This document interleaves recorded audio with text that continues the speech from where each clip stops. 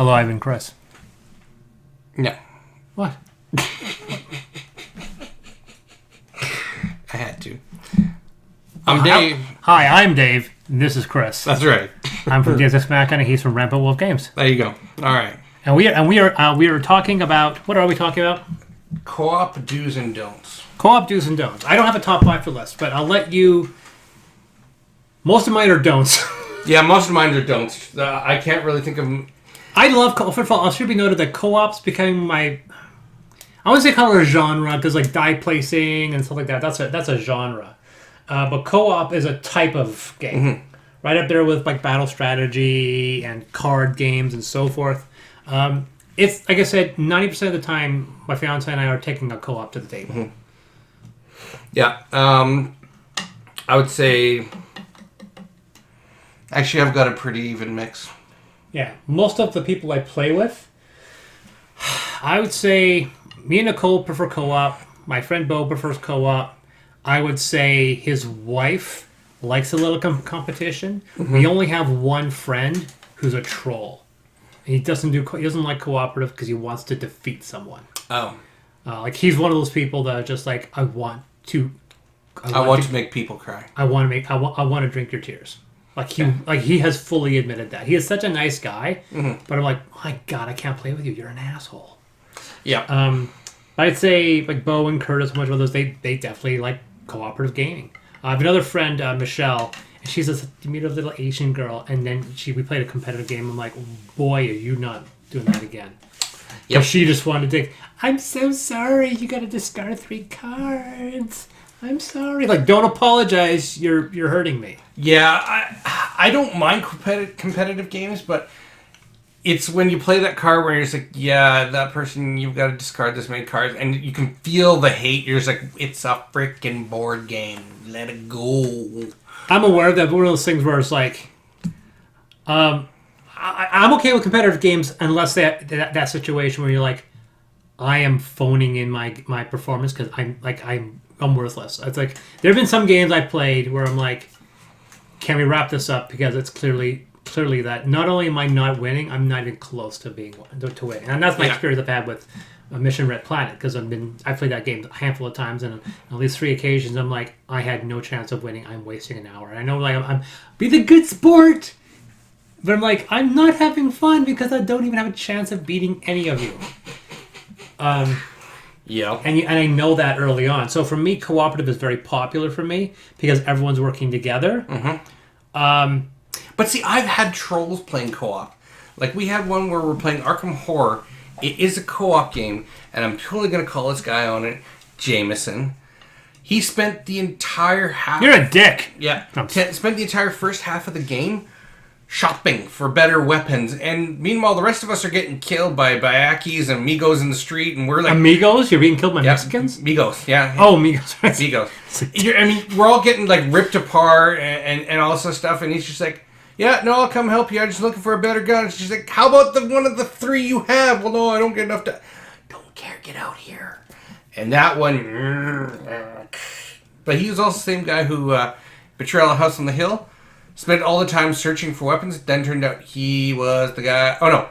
His wife turned out to be the betrayer who stood at the front door just killing us. And because he had all the weapons and none of us had anything, we couldn't get out the door because he was downstairs in the basement screwing around. Does he get invited out to parties that much? He's a great guy, but just leave the guns alone or spread the wealth. Gotcha. Yeah, that was like I said, that was, yeah. So co-op dues is, it's just a game. Remember, it's just a game. Well, co-op, I don't think you have to worry about it's a game. Competitive games, you have to tell people it's a game because people will take it personal. But in a co-op game, people will get angry more often at the game, but they're not going to take it on other people so much. But I've seen people get like just they'll stop enjoying the game and playing if a co-op game's not going their way. It's just like, well, I'm not freaking doing anything to actually help the team, so my fiance said that I'm gonna whip out my phone and I'll just play, Bejeweled or whatever because I'm not useful in the game. It's like, well, I've had my fiance criticize a game because she felt like she wasn't doing anything. Like, honey, you're doing something on your turn. She's like, I don't think I'm contributing. It feels like I'm just playing support for you. I'm like, you're not. You're playing the game with But me. support is contributing. Yeah, exactly. Some people, like, they want to be the lead. They do. Not necessarily the alpha gamer, but they want to be the lead. They want a spotlight. You want a spotlight. I'm not saying my fiance falls in that category, but when we were playing Apocrypha, the one time we played, she hadn't. I think it was the way it worked out. The main villain popped up twice, and I beat him both times. Right? No, 3 times. Cause we beat him. No, he beat her, then I beat him. So he fled to another location. I went to that location. He beat her, and then I beat him, and then he fled to another location, and then I beat him again. Yep. Now she still helped close 2 locations. She helped wipe out the board, but I was the guy that just by pure coincidence got a chance to fight the guy, and I just blew all my cards to win. Which is the reason by the end of the game I had 2 cards left in my draw pile, and she had 5. Yeah, right? and So there's nothing wrong with her. She did contribute. It's just that by the raw randomness, I pulled the bad guy. Yeah, and Shadows of Brimstone, same type of thing. We had 5 of us in the dungeon, and the wife is playing a saloon girl, and so she's got a puny little derringer for weapons, so she's not doing much damage. I'm playing a gunslinger, and I'm letting loose like 12 bullets, and I'm just doing the whole like, Matrix thing. I'm just like shooting, and I'm killing guys left, right, and center. And she's like, "Oh, I'm not gonna shoot. You're the healer. That is your job." Yeah, some people like playing Gloomhaven. I'm pointing to Gloomhaven off screen because it's like it's a foot off camera. It's okay, No, it has enough attention. It doesn't. The bright light. I got a little effect of just as the sun glares. Gloomhaven, and just, get it out, get it out, get it out. Gloomhaven.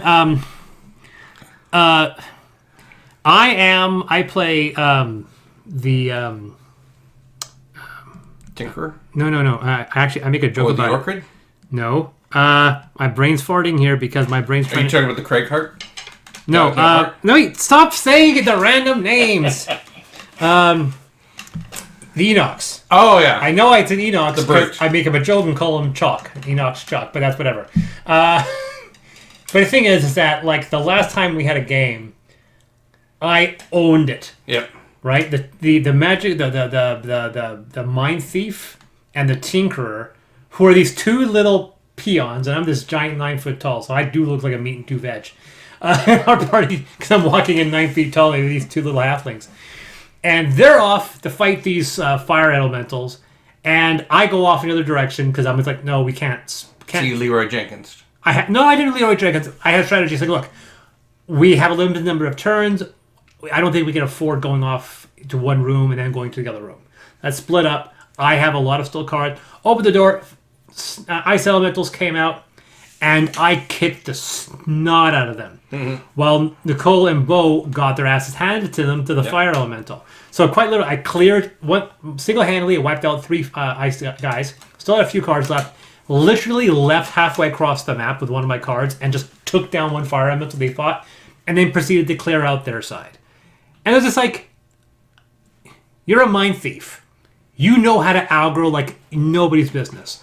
Nicole's a tinkerer, but she also has more healing than anybody. Mm-hmm. She literally has the only card in our entire group that can allow us to get cards out of our discard pile. Mm-hmm. And back in our hands. Yes. Right? Literally cards that are gone. So I literally was able to get cards that I burned to do something epic, to get them back in my hand so I can do something epic again. See, Spellweaver gets to recover all of her cards. She has one of those cards, the Spellweaver. Just nuts. Yeah. But the point is that a lot of times they're playing support role. That's the thing. You play WoW, some people, I have a friend who played a paladin and everyone said, you're the healer. I want to be a front runner. Like, you can't. Because you suck at it. Be the healer. Yeah. You're contributing to the group.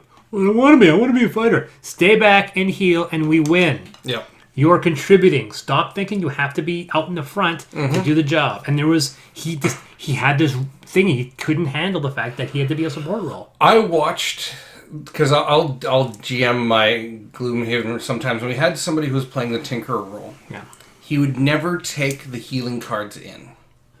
So he would always just go and do his own thing. And he'd only have attack cards, and they were just getting, like, their butts handed to them. He no longer comes anymore, and so I played the Tinkerer, but now I'm playing it as an actual healer. Right. They're just like, wow, this is so weird, because I'm throwing heals left, right, and center. I didn't know you could do that. And they're just like, whoa. I'm just like, yeah, you're welcome. Because that's how you're supposed to do it. Yeah, and they're just like... And some people love support roles. Some people love being in the background and keeping the group alive. But I'll do it because someone's got to do it. I have not had a problem with it. I just picked the big guy, and Yep. Nicole picked the cute one. I go, okay, honey, you're the cute one, but you're a support cute. Yep. And that's how it is. And most of the time, we don't have a problem with it. But she sometimes gets a little frustrated that she's not dishing out the big damage.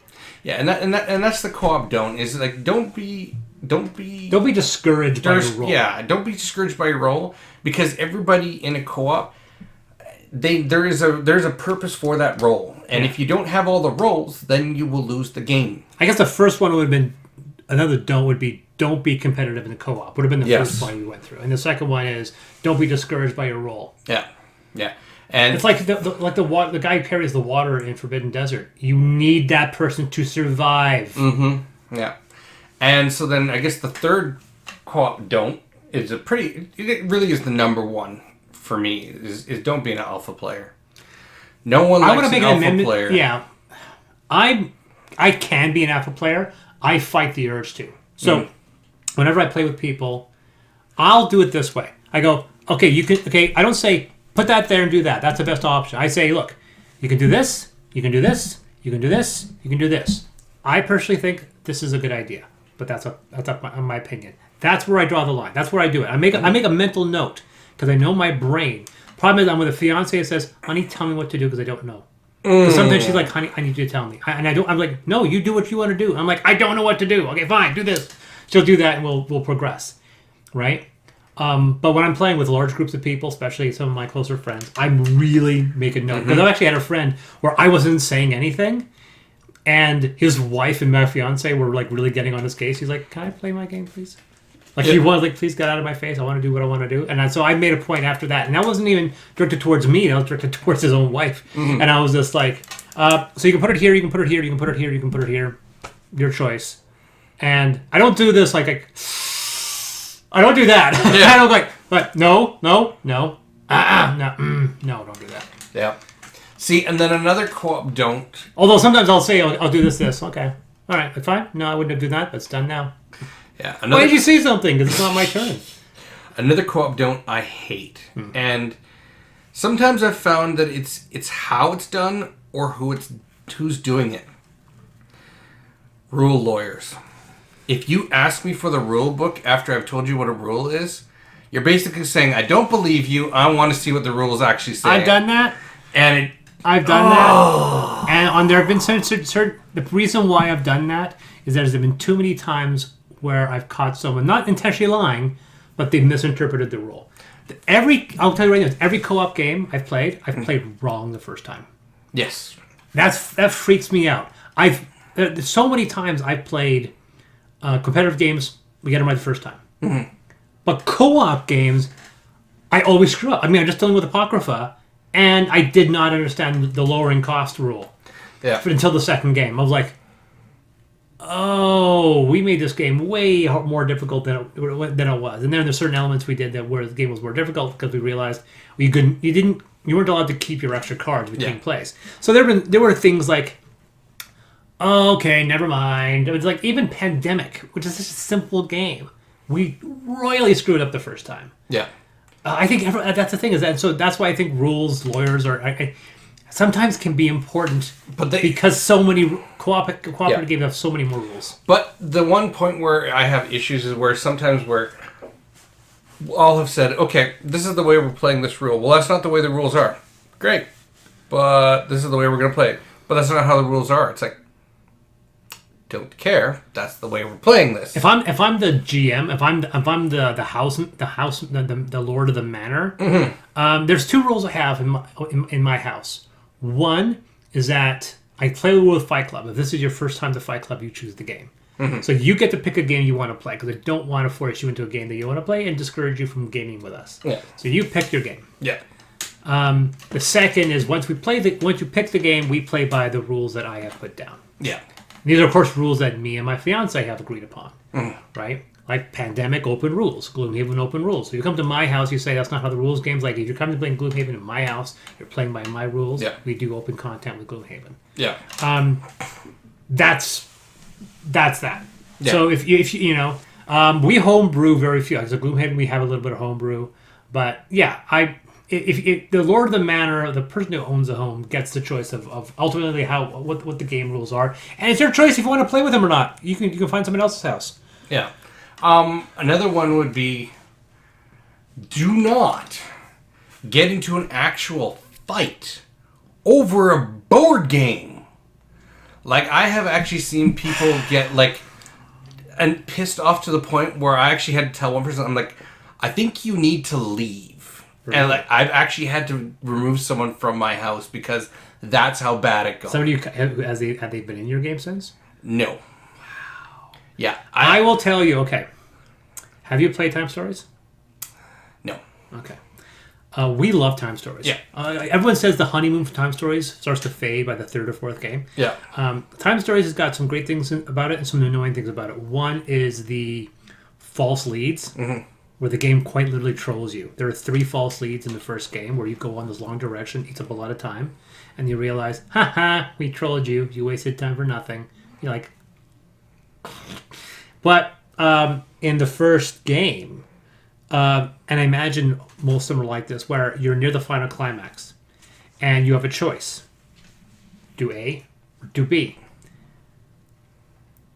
And to try to I have a little minor spoiler, but A was quite literally help me open the time rip, which I might add is exactly what you were told not to do at the beginning. Time Stories, you're going back in time to seal a temporal rift. Mm-hmm.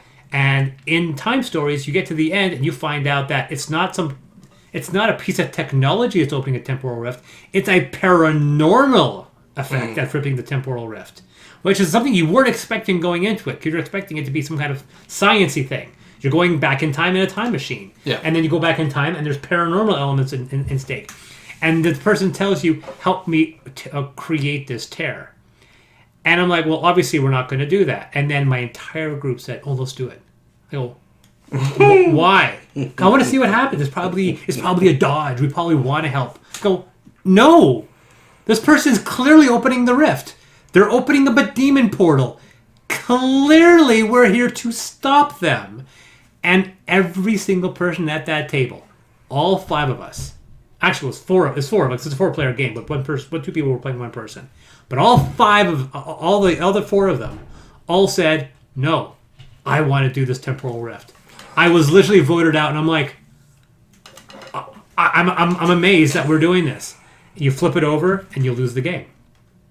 You get kicked out. And I'm like, this is our 3rd playthrough. We literally are the worst players because you're supposed to finish this game. If you're good at what you do in 2 playthroughs. And we were doing it a 4th time. So I literally had to say, okay, we're going to start this over again. And we're going to go all the way back to this point. And they'll go, oh, yeah, we'll get the 3rd ending. No, we're getting the 4th ending, which means we suck at this game. Because you guys decided to do something incredibly stupid. You acted like noob role players that just like creating chaos. Mm-hmm. I cannot stand noob role players. They're the worst. Because noob role players join a game and they just want to create chaos because they think they have the freedom to do what they want. So they just I kill this guy.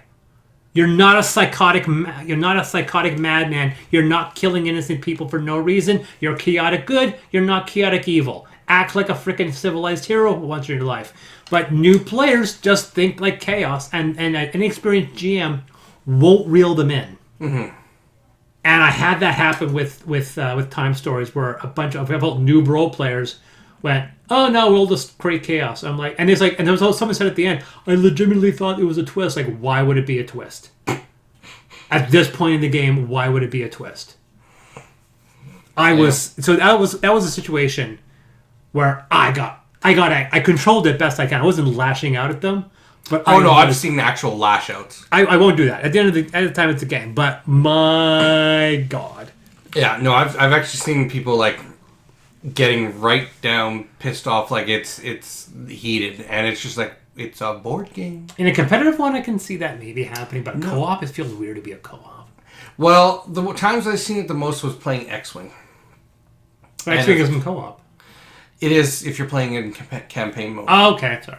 And it's it's interesting because it's just like it's a board game. Oh, actually no, I saw it in X-Wing. I saw it in Descent. I saw it in I can't remember what the other one was, but in Descent it was the rules lawyer who was saying, well, this is the way the rule actually works, and so you would be dead. It's like, well, that's great, but we're playing it to have fun, so we're going to say that this is how that thing works, and the line of sight rule is the one I can think of off the top of my head. Yeah.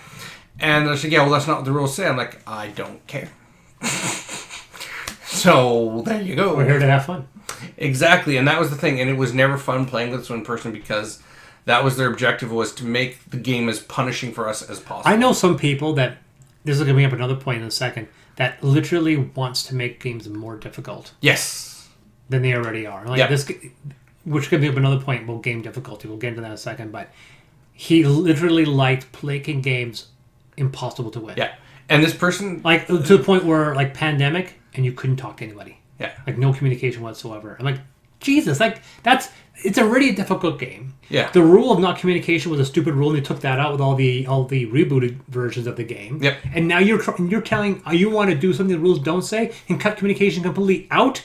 What do we in the 13th century? What the hell is wrong with you? And he wouldn't play any other way. Yeah, and see, this person he was also the rules lawyer, and his response usually was, well, I'm 95% of the time right when it comes to rules because I just understand rules. I'm like, and I totally called him out on one rule when it came to Pathfinder card games. He's like, well, yeah, that's not the way. I'm like, yes, it actually is. And I'm like, and that was one where I told you about the app had actually taught me. And so, and they go back and he's like, well, that's not the way we've been playing. I'm like, then you've been playing it wrong. That's how I learned all the ways to cheese a Nyrim. Because a Nyrim is a hard game in the base game, but if you add in 4 expansions, like the majority of the big expansions, the game gets really easy. I'm like, holy... And Nicole's like, you shouldn't be able to do that. Like, you can do it in the online game, so I know it's legal. She's like, oh, okay, cool. Yeah. So, yeah, no, I would say that would be one of my biggest pet peeves. Is rules lore. But a lot of this is in how the group plays. Yeah. I've said, I just want to say it again, a game is not responsible for alpha players. It's the group. It's the table. It's the room. Mm-hmm. If I'm a game designer and someone says you have a problem with alpha players, I go, no, you have a problem with alpha players. It's not my obligation to control the psychology of your game group. Mm-hmm. So that's my thing. That's the first thing I'd say. Absolutely. Yeah. So that's nothing to do with game design. Well, everything we've talked so far, the game do's and don'ts are for players. Yeah. Well, then as for game design themselves, I'll tell you my biggest thing. We talked about in our game mechanics we dislike. We don't like secrecy, unless there's a betrayer mechanic, in which case it makes sense. But in games that are purely cooperative, games like Pandemic, like Gloomhaven, there's zero reason. I even dislike it in... I don't think you need to have it. We gave up trying to do it in Time Stories because, once again, it's hard to really explain what you can say. You kind of can say, it's like, okay, don't give me this gray zone. I like black and white with rules. Don't give me gray. Role-playing games can have gray. You're a board game. Give me black and white. Tell me what I can say and what I can't say. If you give me gray, what Time Stories and Gloomhaven says, then you know what? Then no, we're gonna go full cooperative. And it comes to a point that in every game now, which tries to say conceal your cards, I ignore it every single time. So guys, stop putting that rule in. Secrecy, make it a cooperative. Has to be cooperative. Make it cooperative. D&D, 5th edition D&D, or any version of D&D, any role-playing game, no matter where it is always going to be a fully cooperative experience. Keep it that way. Yeah. I have a severe problem with cooperative games that try to tell the players how to play. Mm-hmm. Right? And same thing with role-playing board games that blur the line. Don't tell me how to play my character. Yeah. Unless my character, quite literally, it has a whole psychosis and a personality, don't tell me how to play. Yeah. That's the thing about Gloomhaven, because Gloomhaven, it never feels like I'm playing my character sometimes. No. Sometimes it's like, no. We've created the character for you. This is his personality. I go, well, maybe I want to play a nice Enox. Yeah. Yeah. And going back to more player things, a co-op, don't phone it in. If you don't want to play the game, leave. But don't just sit there. Once again, that's the same as competitive. Yeah, but don't just sit there just to fill space. If you don't really want to play the game, just be like, hey guys, this game isn't for me. See you later. Yeah. If you're just going to sit there and just like foil the game for everybody else. That I'm not trying to foil the game. I have ADHD, so sometimes I just get problems with focusing. But that's sometimes if I have a phone in my hand and I'm doing Ascension on the side, I'm actually more focused because I'm actually listening to everybody. Going back to design again, and that is overt randomness. I find, and this is starting to frustrate me more and more, is that cooperative games are playing around with going. The game difficulty is adjusted by how random it is. You increase the randomness, you increase the difficulty because chaos occurs. And I'm getting frustrated that they can't design like a cooperative video game, and there's tons of those, tons of co-op video games that don't feel the need to randomize things, right? They're just there. You play through things. Okay, guys, there's a guy coming out left to right. Because the skill is eye-hand coordination. Now, a board game, unless it's a flip chips or anything like that, does not have reflex. So they have to create, so you being able to move your mouse and hit that trigger to shoot someone, that's your skill. Yeah. That's your limit of hitting your random success, is your ability to pinpoint that target and shoot it. But in a board game, cooperative board game, there's no reflex. So the game has to create some chance of failure or success. The problem is the fact that your ability to fire that gun and with accuracy is entirely based on your skill. It's not the game's going moving left and moving right, moving left and moving right, and then you hit the button and you just hope to God that you hit. No, the game mechanics are solid enough that your skill is mattering. Where the random chance, you have no way to affect that. So I really dislike co-op games where you have no way of mitigating that randomness, where that game is random and you've got nothing to change that. And there are numerous games out there, Mice and Mystics is one example, where you are going through that game and what makes the game difficult is the randomization, right? And it frustrates me. And then, of course, you have no way of mitigating that randomization. Who goes there is massively random. Random here, random there, random here. And there's not enough ways to mitigate that randomness, which is the reason why the game can run out of control without you doing anything to really mitigate that. If you're not careful, the game can run away with you and you have no chance of trying to defeat it. Yeah. Where a good game allows ways to mitigate that. Deck building I like as a co-op game, but so many of them are like, wow, the only thing that should be random is something the enemy does and a few other things. But you look at Harry Potter, and that's got too many random elements. And you look at a game like Xenoshift, which has good ways to mitigating that randomness, right? As long as you play with enough players. But yeah, I mean, for me, it bugs me the overt level of randomness. They constantly throw in a lot of randomness, and I'm seeing now a little blowback. I'm seeing blowback now. From people that are just like, this game is too random. And I look at games I like Rising 5, which was a co-op game that was, once again, out the box, where there's some randomness, but you have a lot of ways to mitigate that. And what was another game that was the Mask of Moai, which is no randomization whatsoever except for the layout, and it's entirely based on your ability to communicate with somebody else. I love that. And I love, in escape room games, once again, it's entirely based on your mental abilities to solve a puzzle. Yeah. And I want to see more of that and less about, oh, no, the only reason why we lost this game was because of the random number generator. It didn't mean that we screwed up.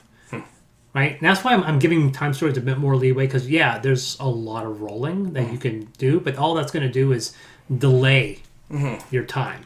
And eventually you will solve that puzzle. Yeah. What else? I think that's about it for me. Your games are too damn hard. Yeah. This has been my biggest beef. My number one beef with co-op games. Yeah. There was a time, and it's still a problem right now, where they're making their games too difficult. And I think there's this belief with some designers, and I know this to be true, that they're trying to one-up each other. They're trying to make the game more difficult. Because there's this small, and I want to be small, fanatical group of players that are seeking out cooperative games that people say are impossible. And they go, ooh, I got to try that. Because if I win it, then I can say I've beaten the impossible game. I'm telling you guys, that market is not big enough for you to milk your company on. There's not enough people that are going to be attracted to your game because it's too difficult. like you said this yourself, that the reason, like Tom Bassel talks about Robinson Crusoe. He talks about how much he loves it, despite the fact that he's only won once in like, I don't know how many times he's played it. He's only won once. Yeah. I have lost that game once, and I've won it like 5 times. I don't know what he's doing wrong. We're playing the game correctly. Maybe it's a strategy. But I tell you that if we had lost all those games of Robinson Crusoe, it wouldn't be played as often. So I'm telling you this right now. There's the other thing. If you make your game too difficult, your game will not be played. I'm not saying like, oh, someone will play my game. Yeah, they'll play it once. They'll play it twice. They'll play it 3 times. And then they'll shelve it and not want to approach it because it frustrates them. If you make a game challenging, but fun, but winnable, like what do you think the win rate should be for a cooperative game? How many times, percentage? 65. You think it should be 65%? You say they should win more than half the time. Yes. I will go farther and say it should be 80%. But I'm on your side still. You're still above 50. Remember, a lot of these games are designed to push 20 or 30. Yeah. There are some people that say, I win this game 2 times out of every 10. There's some people who say, I've played this game 10 times, but I've only won it once. Yeah. Yeah, it's... no. Yeah, it's... What's the one that I think of? You talk about that one game all the time. Well, there's Order of the Vampire Hunters. We've never won it, but we still will play it. And it's just... We enjoy it. We like the challenge. It also depends on how the challenge is presented. And how close to the goal you failed. Yeah. If you almost made it and you lost, I still feel like I achieved something. We were so close. We were so close. That is if I get like killed, that must be hard. That must be hard to do it. To have the game like you either just win or just lose. Yeah. But you never get trounced and you never get a clean victory. That must be hard. It must be a holy grail because there are so few games I know that do that. Yeah.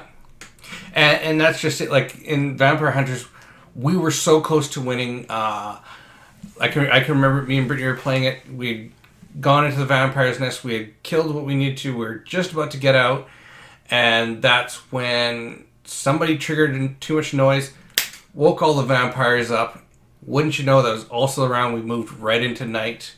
So now the vampires were more powerful and they killed us. Right. Just outright wiped the entire team. It was just like, what was the name of the game? I know the name of it. What was the name of the game that you played that you guys got so completely trounced on? Oh, that we got rid of? That was Defenders of the Last Stand. Defenders of the Last Stand. Yeah. A game that you said was so difficult, you were discouraged to play it. Yeah, we sold it. It's in the to-go list now. It's based off of the same mechanic as Defenders of the Realm. Yeah. And I played with somebody who owns Defenders of the Realm, and I played it twice with him, and he's still like, I don't know what's going wrong, but we cannot win this game. And it wasn't like we lost partway into. We lost consistently before each player had a full 2 turns. That was it. 2 turns. Yeah, and we lost. That just feels broken to me. Yeah, and so it's just like either we're missing something really obvious, or I also want to put a middle finger to those people who say, "I never had a problem. I got 80% win rate." You're lying. Stop being a troll. Yes, exactly. And or better yet, you're probably playing the game wrong. Because I mean, I've had those people who are just like, "Oh, I don't know what you're talking about. This game is easy." It's like. I've seen threads that are like that. People say, "Oh, the game was easy," and then someone's like, "You're not playing it right." Yeah, and it's like, "Have you done this?" Well, but that's not the way you're supposed to play it. Actually, yeah. No, none of those guys give that ammunition. Oh, every single time I've seen a forum, people are talking about the difficulty of a co-op game. Everyone who says that they never have a problem losing, they never say their strategy. They just say, "I never have a problem. I always win 80%." I go, "Tell me what you're doing. Let me see a playthrough." Yeah. They're never going to show you. They're not going to tell you because half the time they're lying, or they don't want to admit that they're playing the game wrong, or they're goofing up the rules, or they're trying. I heard, for example, I actually almost regretted not backing Reckoners. Right, that big anti-superhero game that blew up a while ago and that everyone's getting their copies. Okay. That game with amazing production design. I actually wanted to get that. I don't know why I said no, other than I just said no. But everyone I know is saying people were posting there. I just got it. We just won the game, and everyone's saying that the game is excruciatingly hard. Yeah. And I'm like, oh, really? Yeah, exactly. And I mean, the one that gets me is when people say, "Oh, well, no, we're playing it right. You must not have the proper skill." It's like, okay, it's a board game. We're not talking about archery. We're not talking about chess. We're not talking about building a rocket science. It's a game. You cannot say games require skill. And I know you're going to argue this as an ex-avid Magic player, but I'm sorry. Buying the most expensive cards or having certain cards in your deck is not a strategy. It is just a way to win. There is no skill involved in that. Knowing the combinations ahead of time.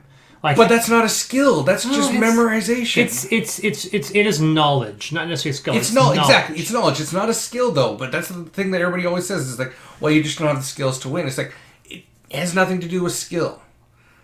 That's the thing. People keep playing, oh, you just don't have the skill to win. It's like, no, there's no skill involved. It's just...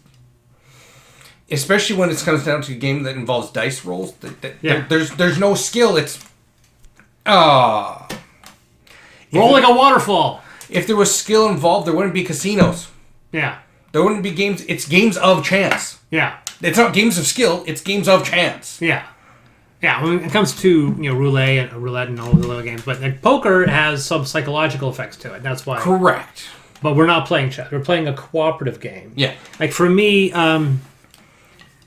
that's what discouraged me with Harry Potter, with the monster expansion, because the game was so random and so difficult. They're like, wow, this is the first turn of the game. We all got killed. The game still goes, but we're stunned. Like, we're literally fighting tooth and nail just to stay above water. And I'm just like, this is not fun. There's never a point where you think, okay, we know what we're doing. We have to gun our ways to the end. Like, I think, despite how much shit I give Pandemic, I also know the fact that Pandemic can be played wrong. Mm-hmm. There are ways to play Pandemic right that gets you a higher win rate. But a lot of people don't know that strategy. They play a certain way and they lose all the time. And some guys like, shred your cards, travel, get your things going, right? You want to be able to burn that deck out. Mm-hmm. Not over, like, if you're losing by too many outbreaks or too many outbreaks, then you're done. You're playing the game wrong. If you're going to lose the game, lose the game by milling out your draw deck, because that's how you lose. That's how you should properly lose the game. That's what they say.